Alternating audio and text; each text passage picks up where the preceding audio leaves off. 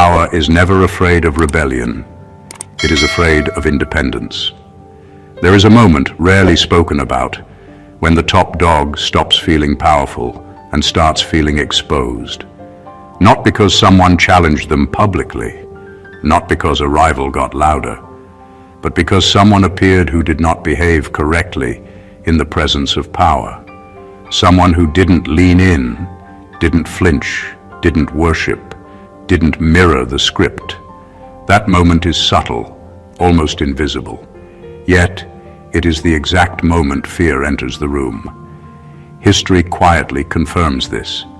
Systems collapse far more often from internal non-compliance than from open revolt. Empires didn't fall because people screamed at the throne. They fell because enough individuals stopped emotionally participating in the illusion.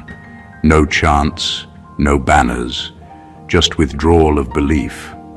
Control without belief is just a costume with good lighting. This is where the misunderstanding begins. The top dog doesn't think you're mystical because you're dramatic. They think you're otherworldly because you're operationally unfamiliar. Your psychology doesn't map onto their expectations. You don't respond to incentives the way you should. You don't signal submission or hunger. You don't behave like someone who needs access, approval, or proximity. To a mind trained in dominance, that's not confidence. That's an anomaly. And anomalies are unsettling, especially the kind that don't announce themselves, don't posture, don't evangelize, and don't try to convert the room.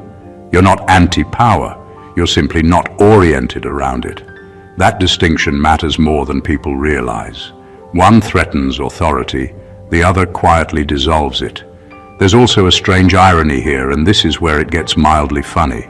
The top dog has spent decades mastering leverage, perception, timing, and control, only to encounter someone who accidentally disarms all of it by not caring enough to play. Imagine training your whole life to dominate a chessboard, then realizing the person across from you is playing Go on a different table, in another building, and somehow still winning. This is why fear shows up disguised as curiosity, surveillance, and respect, laced with tension.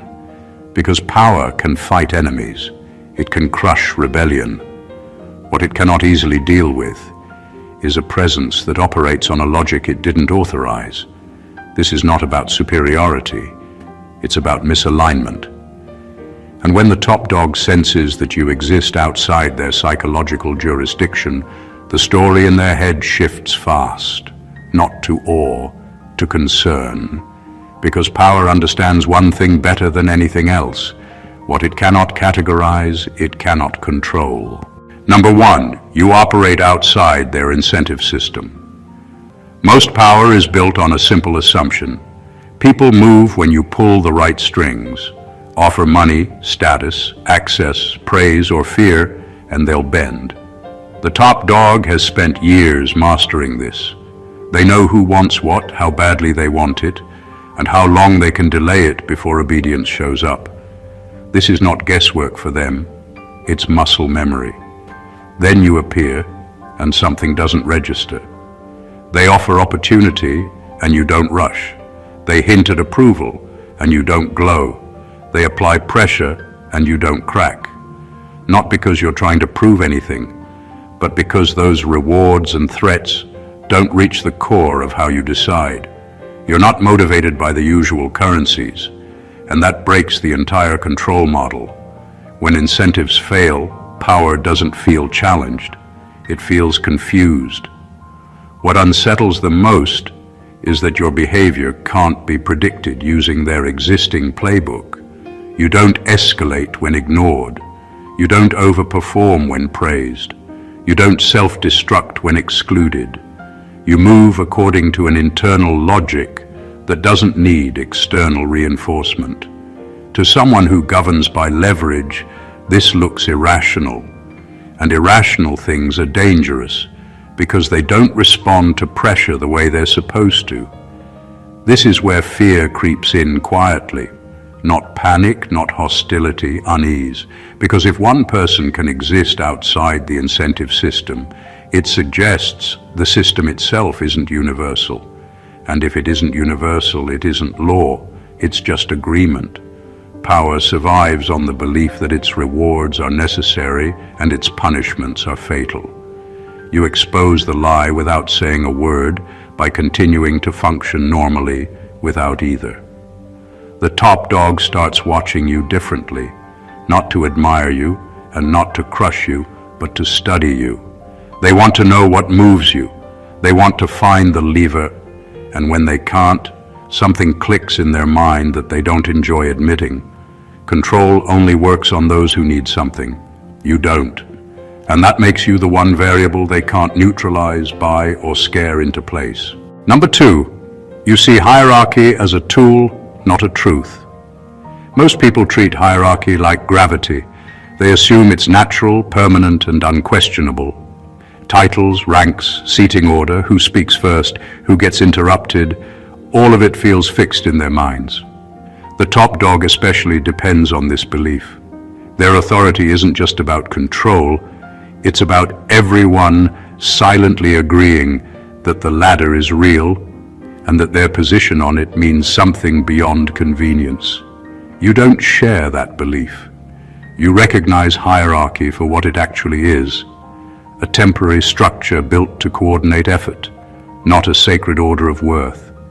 You respect it when it works and step around it when it doesn't.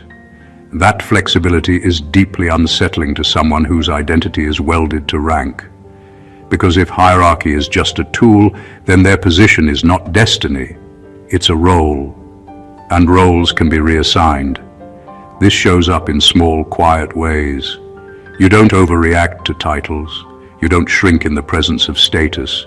You don't over-explain yourself to people above you or talk down to people below you.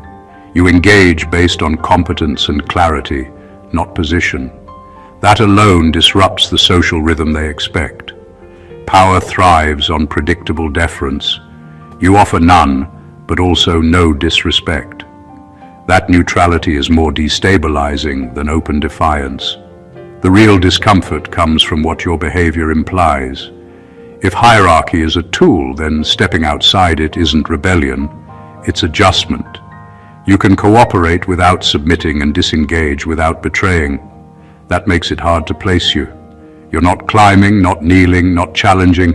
You're simply operating. For the top dog, this creates a quiet panic. Their authority depends on emotional reinforcement. People must feel the weight of rank for it to work. You don't carry that weight. You treat commands like suggestions that need to make sense first. You follow structure when it's efficient and ignore it when it's performative. That exposes an uncomfortable truth. Hierarchy only holds power over those who believe it defines reality. They start realizing something they'd rather not face. If more people saw hierarchy the way you do, their position wouldn't collapse overnight. It would become optional. And nothing frightens power more than the idea that its dominance isn't natural, eternal, or necessary, but conditional, fragile, and quietly dependent on collective belief. Number 3, you don't compete, you observe outcomes. Most people live in a world of constant competition. They measure themselves by wins and losses, by who dominates, who outshines, who grabs attention first. The top dog is no different. They thrive on this predictable energy because it makes influence measurable. Victory is visible, and control is enforceable. Everyone is either climbing, falling, or scrambling to maintain a position, and the top dog knows exactly how to move within that chaos. You don't play the same game. You don't compete for dominance or attention. You step back and watch results. You study patterns, outcomes, and behaviors without being drawn into the emotional charge of the contest. You notice the ripple effects of decisions, the inconsistencies in others' power, and the points where systems fail. You absorb more from observation than most people could ever glean from engagement. That alone makes you invisible in the wrong way, present but untouchable. This terrifies those who are used to control. They rely on others reacting predictably to their moves. You don't. You don't escalate when provoked. You don't mirror tension. You don't fight for recognition. Your calm detachment exposes the truth they hide from themselves. Influence only exists because people accept it. When someone can operate outside that transactional world, suddenly their leverage feels flimsy. Your approach also makes them restless because it's subtle. You are not an open threat. You are a quiet force. You gather intelligence, learn the rhythms, and make decisions based on logic, not ego. The top dog cannot read you using standard metrics because the usual metrics, fear, flattery, ambition, don't apply. You are governed by insight, timing, and understanding, not the hunger to dominate or impress. They start to realize, often too late, that someone who doesn't compete is harder to manipulate, harder to predict, and far more dangerous than any rival they've faced. You don't need to win in their terms because your definition of success doesn't depend on them at all. And that simple difference, invisible to most, is enough to unbalance even the most seasoned power player. Number 4, you are not impressed by proximity to power. Most people measure themselves by who they can sit next to, shake hands with, or be seen near. The top dog depends on this. Their power isn't just in what they control, it's in how much others reverence them for being close to it. Attention, approval, access, and proximity are the currencies that reinforce their dominance. The higher you climb, the more people around you validate your importance, and the top dog thrives on that ritual. You don't play that game. You treat proximity the same way a scientist treats a lab experiment, with interest, not awe. You observe, evaluate, and interact only when it makes sense, not because the position of the person across from you demands it. Titles, accolades, influence, and fame do not inflate your judgment or your ego. To someone who built authority by commanding respect through proximity, this is jarring. They expect admiration, but you deliver calm, neutral assessment instead. That lack of response quietly unravels their system. If people stopped being impressed by proximity, what would authority even mean? It becomes performative, fragile, dependent on collective belief rather than actual merit. Your indifference doesn't insult, it disarms. You don't compete to be closer, and you don't shrink when someone is nearer. You act as if rank exists only when it matters, and only when it produces results. This makes you unpredictable. The top dog cannot leverage access or position against you. They cannot buy compliance or loyalty, because proximity does not influence your choices. They are left with a disorienting realization. Their presence, their prestige, their influence, they are irrelevant to your internal compass. That is why fear, subtle but unmistakable, creeps in. Not the kind that sparks confrontation, but the kind that makes them double-check their assumptions. You show that true independence is not loud, not performative, and not dependent on social rituals. You prove that power can be observed, understood, and respected without ever needing to be impressed by it. And for someone whose entire strategy relies on the awe of others, that realization is quietly destabilizing and profoundly unnerving. Number 5, you don't need enemies to define yourself. Most people define themselves through opposition.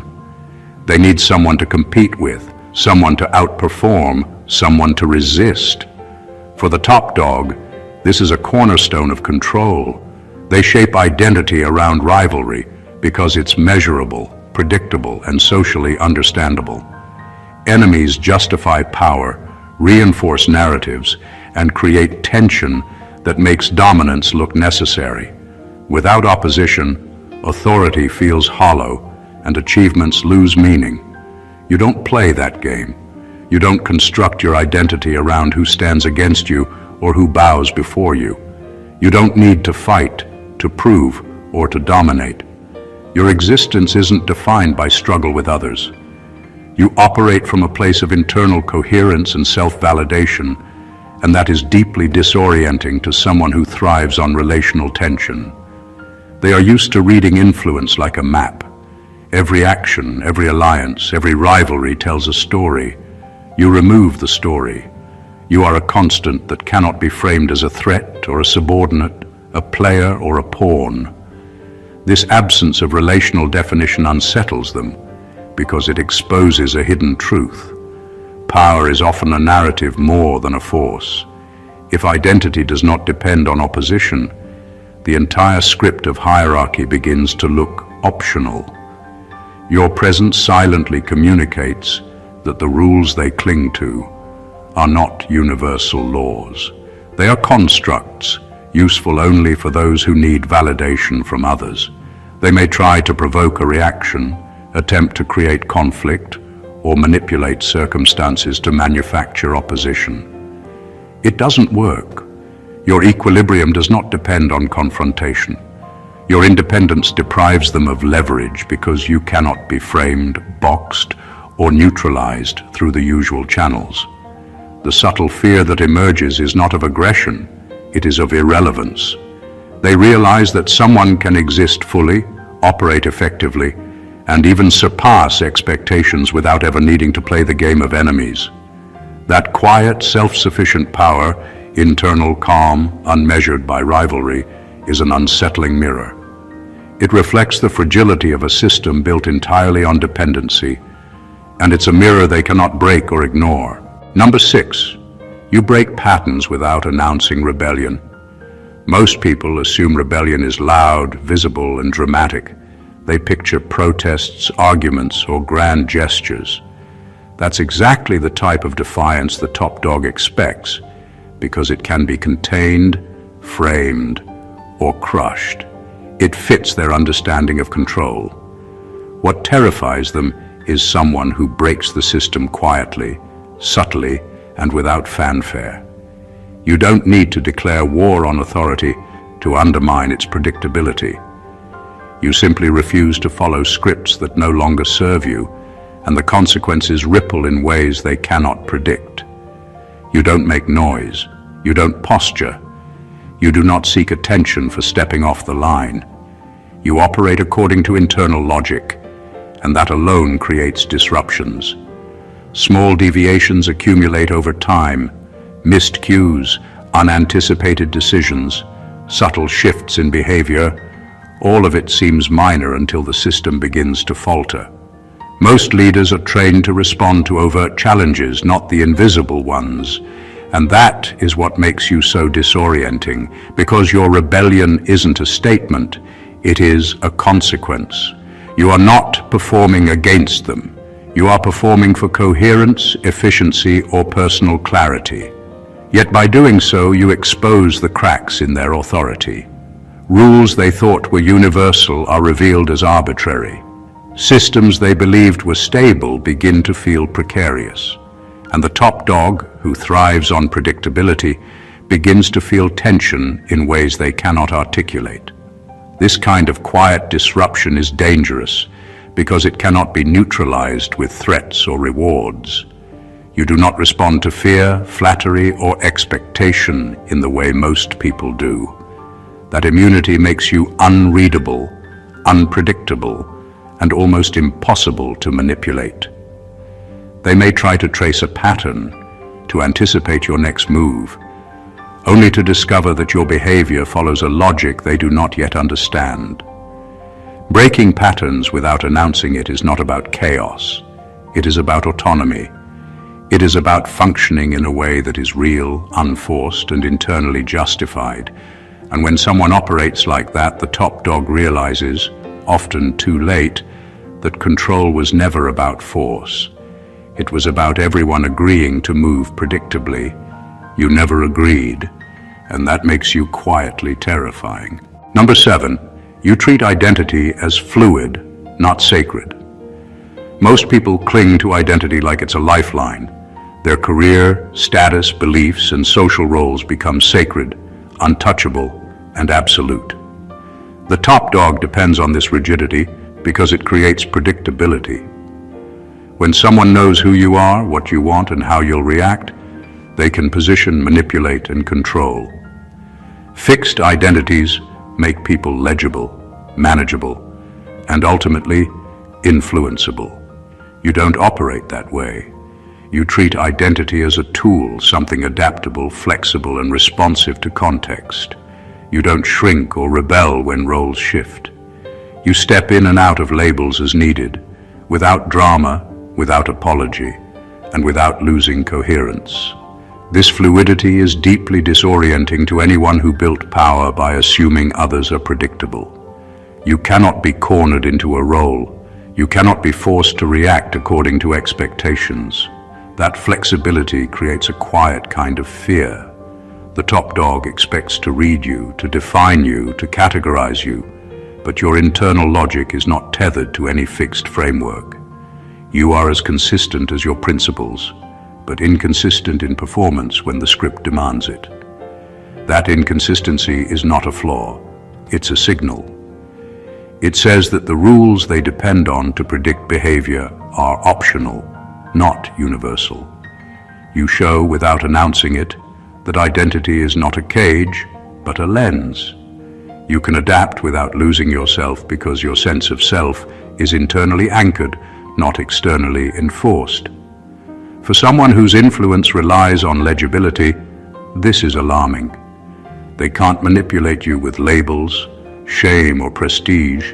You simply shift, operate, and continue, leaving them grasping for control they cannot exert.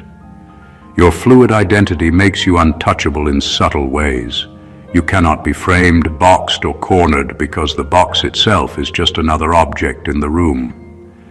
And in the presence of someone who doesn't need to defend or prove a fixed self, the top dog feels an unease they cannot rationalize. You exist beyond their maps, their categories, and their assumptions, and that is why your presence is quietly, yet profoundly, destabilizing. Number 8, you don't seek validation from witnesses. Most people measure themselves by what others see, hear, and think. Applause, attention, recognition, these are the fuel that keeps ordinary influence alive. The top dog thrives on this because it makes control measurable. When people react predictably, respond with fear, admiration, or flattery, authority feels solid. Validation is the glue that keeps hierarchies intact, and everyone participates, willingly or not, in that social contract. You don't. You don't act for applause, approval, or observation. Your decisions, your behavior, your presence exist independently of spectators. You are not performing for anyone, and that is profoundly disorienting for someone accustomed to being the center of attention. They expect reactions to define the situation, smiles, nods, hesitations, gasps. But when you remain neutral, fully present yet untouched by the audience, the script collapses. This quiet indifference creates subtle fear. It's not dramatic, and it's not overtly threatening, but it destabilizes the top dog's sense of control. When no one's witness matters to you, the usual levers of influence fail. Praise cannot manipulate you, intimidation cannot bend you, and proximity cannot impress you. That absence of need makes you unreadable. Their strategies, carefully crafted over years, suddenly seem flimsy because they rely on emotional reactions you simply don't provide. You operate on internal alignment, not external affirmation.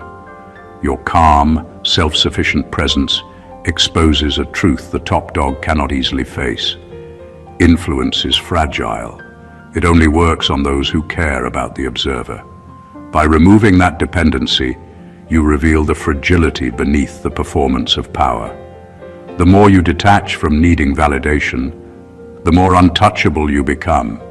You cannot be manipulated through applause, shaming, or comparison. You exist on a plane where authority is optional, not mandatory, and presence is measured by impact, not recognition. For someone whose dominance relies on everyone's participation in a collective script, your independence is quietly terrifying. You demonstrate that influence is never absolute. It only exists as long as others willingly feed it. Number 9. You can walk away without symbolic loss. Most people are trapped by attachment. They cling to relationships, positions, or opportunities as if leaving would diminish them. The top dog depends on this. Their control is reinforced by the belief that people need them, that absence equals loss, that separation carries cost. When others cannot afford to leave without consequence, power feels secure. You don't play that game. You can step away from any situation, any hierarchy, any engagement, without apology or dramatics. You don't burn bridges because you don't need to prove a point. You simply move according to your own alignment. That capability is subtle, but its impact is enormous. To the top dog, someone who can leave without damage is not just independent. They are untouchable in a way that cannot be bargained with or threatened. This makes them uncomfortable because they thrive on leverage. They expect that scarcity, access, or influence creates dependency. You remove that dependency instantly. Your presence is optional, your participation voluntary, and your absence inconsequential to your own trajectory. That quiet freedom undermines the whole notion of control. When someone realizes that leaving does not weaken you, they understand, often too late, that their ability to dictate or manipulate is limited. Walking away without symbolic loss is also a statement in itself. It signals confidence, clarity, and self-possession. It communicates that your identity and progress are not bound to any single system, person, or arrangement. You are not tethered to approval, attention, or status. This detachment forces the top dog to reassess their assumptions. They realize that power is not absolute. It is only a measure of what people allow it to be. The subtle fear this creates is not immediate or aggressive. It is the awareness that someone cannot be corralled, boxed, or pressured. You demonstrate that freedom is possible even within the structures they've built, and that their authority relies entirely on others' compliance. Your ability to walk away quietly, calmly, and without loss exposes the vulnerability of all those who think they hold control, making your independence both disruptive and deeply unsettling. Number 10. You don't mirror emotional energy. Most people operate on emotional reflex. Anger begets anger. Charm invites charm. Intimidation triggers submission. The top dog depends on this pattern. Their influence is amplified because reactions are predictable. They push, pull, charm, or threaten, and people respond in ways that reinforce their control. Emotional symmetry is the backbone of manipulation, and anyone who breaks that symmetry is a problem. You break it effortlessly. When they escalate, you remain calm. When they charm, you stay measured. When they try to intimidate, you do not contract. You respond according to reason, clarity, and principle, not according to their emotional rhythm. That difference is jarring. They are used to being able to anticipate behavior based on energy, and suddenly their calculations fail. They cannot read you, cannot predict your response, and cannot manipulate your state. This creates a quiet tension that grows under observation. People who rely on influence often mistake intensity for control, believing that reactions define reality. You expose the fragility of that assumption. By not matching their energy, you remove the feedback loop they depend on. Their tactics lose effectiveness, not because they are weak, but because they are irrelevant. You operate on a different metric, one they did not account for. The top dog begins to feel subtle panic. They can control many things, but energy misalignment is outside their training.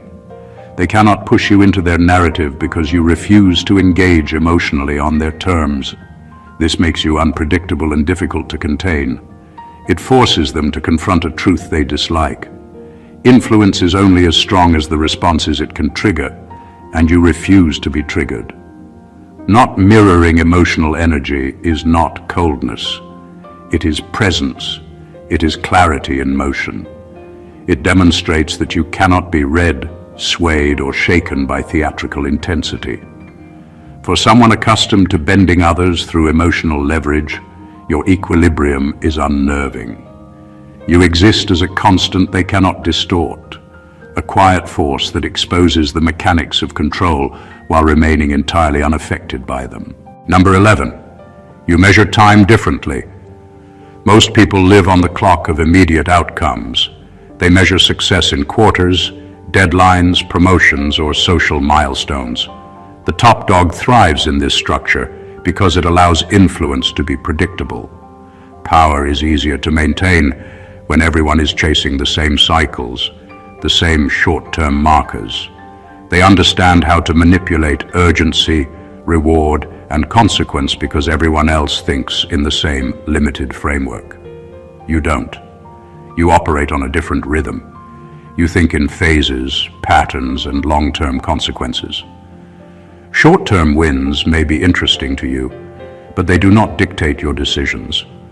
You are not driven by immediate validation, recognition, or applause. Instead, you measure moves according to impact over time, leverage over months or years, and clarity over outcomes that actually matter. That perspective makes you almost untouchable because your decisions are not reactive, they are strategic. This difference is subtle, but profoundly destabilizing to the top dog. They rely on everyone playing by the same temporal logic. When someone ignores the urgency of the moment, does not panic under pressure, and does not crave immediate reward, it feels unnatural. They cannot push you with deadlines, cannot force compliance with impatience, and cannot manipulate with scarcity, because time does not govern your choices in the same way it governs theirs. By measuring time differently, you create a kind of invisibility. You move steadily, predictably unpredictable, responding only to what matters in the larger framework. Immediate chaos, crises, and pressure tactics roll off you because they are just minor ripples in a broader ocean you are navigating.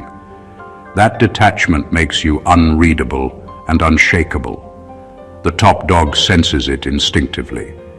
They notice that their leverage decays when someone is not bound by conventional timing. Their power relies on urgency, impatience, and alignment with their clock, and you refuse to play by it. You are operating on a scale they cannot see, in a rhythm they cannot anticipate, and with a patience they cannot measure. That quiet, unseen mastery of time is a form of control they cannot touch, and it unsettles them in ways nothing else can. Number 12. You don't over-identify with outcomes. Most people tie their sense of self to results. Wins become validation, losses become shame. The top dog relies on this because it makes behavior predictable. When someone's self-worth fluctuates with success or failure, it becomes easy to manipulate, steer, or pressure. Achievements impress, setbacks punish, and the emotional swings create a map that power can navigate. You don't operate that way. Your identity, your confidence, and your trajectory do not depend on external outcomes. Success is observed, failure is noted, but neither inflates nor diminishes your center. That detachment is disorienting to someone accustomed to reading people like a graph of highs and lows. They expect joy, pride, frustration, or despair to appear when results shift. When it doesn't, it challenges everything they thought they knew about influence and control. This creates subtle but potent unease. The top dog cannot use conventional levers to predict your behavior. Threats, praise, rewards, or pressure lose potency because they cannot provoke the usual emotional reactions. You are steady, coherent, and internally anchored. That consistency makes you unreadable because their whole strategy depends on behavioral elasticity, on the assumption that outcomes dictate responses. Your detachment also forces a deeper reckoning. By not over-identifying with results, you expose the truth that outcomes are not inherently meaningful. They only matter because people assign meaning to them. Most of the world participates in this illusion, and power relies on it. You operate outside of it, indifferent to applause or critique, and the top dog begins to see the fragility of the very systems they depend on to maintain dominance. This immunity to outcome-driven identity gives you freedom they cannot touch. You can act strategically, take risks, or withdraw without fear, not because you are fearless, but because your sense of self is intact, regardless. That quiet, invisible independence unsettles them more than overt defiance ever could. You demonstrate that true power is not in results. It is in maintaining internal coherence while the world oscillates around you. And for someone built on leveraging emotional reactions, that is profoundly unsettling. Number 13, you expose power by not chasing it. Most people are obsessed with power. They chase it openly, strategize endlessly, and measure their value by how much influence they can accumulate. The top dog depends on this hunger because it creates predictability. They can anticipate moves, manipulate ambition, and maintain control over a system built on desire. Power is only dangerous when it's unknown, unseen, or disinterested, and they know how to track the hunters. You don't hunt. You don't scramble for recognition, maneuver for position, or visibly vie for influence. You act, perform, and exist according to your own principles and timing. That very neutrality exposes a truth the top dog rarely admits. Power is only as strong as the people willing to seek or protect it. When someone refuses the game, the illusion cracks. You don't overthrow them. You show them the stage is optional, the throne is not mandatory, and the rules only bind those who choose to follow them. This is profoundly unsettling. They can handle challenges because challenges play a game they understand. They can manipulate, bribe, or threaten competitors. But someone who moves without desire for approval or elevation is outside the map. They cannot be read, predicted, or contained by the usual metrics. Their levers of influence, finely tuned over years, suddenly have no purchase. Your disinterest in chasing power is itself a form of control. It communicates strength without aggression. It demonstrates that true authority does not require domination, surveillance, or rivalry. You maintain presence, capability, and coherence without needing to mark territory or gather followers. That quiet, effortless autonomy forces the top dog to confront a truth they cannot easily admit. Influence is fragile, and it relies on consent, ambition, and participation. By not chasing power, you reveal that its foundations are conditional, not absolute. You operate on a plane where authority exists only when it is accepted, and you refuse to accept it as a requirement. That revelation is subtle, yet deeply disorienting. You expose the machinery of control without touching it, and the top dog, who built a career on manipulating desire and ambition, feels the destabilizing weight of a system that suddenly seems optional. Number 14.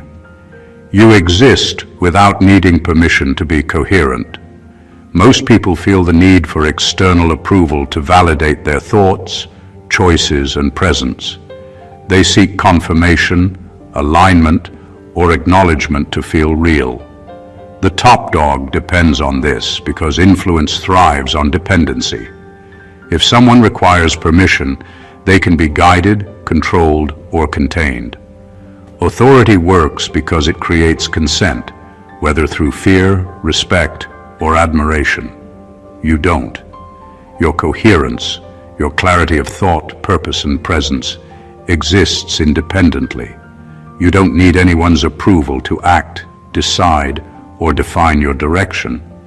You operate fully within your own logic, and that is profoundly unsettling to someone who relies on legibility to maintain control. They expect a pattern. If they push, you yield. If they praise, you respond. If they manipulate, you falter. You defy all of it, and in doing so, you become unreadable. This independence is quietly disruptive. They cannot leverage you because your alignment is internal, not dictated by circumstances or social scripts. You cannot be coerced through expectation, seduced with reward, or shaken by pressure. Their influence, honed over years, depends on predictability, but your self-sufficiency removes every predictable variable. They are left with uncertainty, and uncertainty is uncomfortable for someone accustomed to controlling outcomes. Your presence demonstrates a fundamental truth. Coherence does not require permission. Authority, systems, and hierarchies depend on collective agreement to function. When someone can exist fully without seeking validation, they expose the fragility of all structures built on dependence. You operate as a constant, internally justified force in a world where everyone else's logic is conditional. For the top dog, this is quietly terrifying. Your independence proves that influence is never absolute, that control is only effective on those who allow it, and that the perception of power is optional. You do not announce it, and you do not flaunt it. You simply are. And that simple fact, that someone can exist fully coherent without asking, needing, or waiting, undermines authority in a way no challenge, threat, or opposition ever could. Conclusion. What separates the truly formidable from the ordinary is not visible strength, loud ambition, or overt dominance. It is the quiet mastery of self, the invisible sovereignty that cannot be bought, coerced, or predicted. The chosen one, the one who operates outside the familiar rules, moves through life with a clarity and independence that makes even the most powerful uneasy. You don't bend to incentives, hierarchy, or expectation. You don't chase power, seek approval, or define yourself by rivalry. You act with internal alignment, observe outcomes rather than compete, and exist coherently without asking permission. Each subtle deviation, every unshakable choice, and every refusal to conform exposes the fragility of systems built on dependency and predictability. Those who try to measure you, manipulate you, or control you quickly realize that conventional tools are useless. You are untouchable, not because you flaunt power, but because your power is invisible, self-contained, and independent. The top dog may respect you, fear you, or try to categorize you, but the truth is simple. They cannot. You operate on a plane they were never trained to understand. And that is the essence of being otherworldly, mystical, and entirely autonomous. The quiet certainty that no external force can dictate your direction or diminish your presence. If you felt the impact of these truths and want to uncover more insights about independence, influence, and the hidden dynamics of power, make sure to stay connected. Subscribe to the channel to dive deeper into the world of the chosen ones. Like this video if it opened your eyes.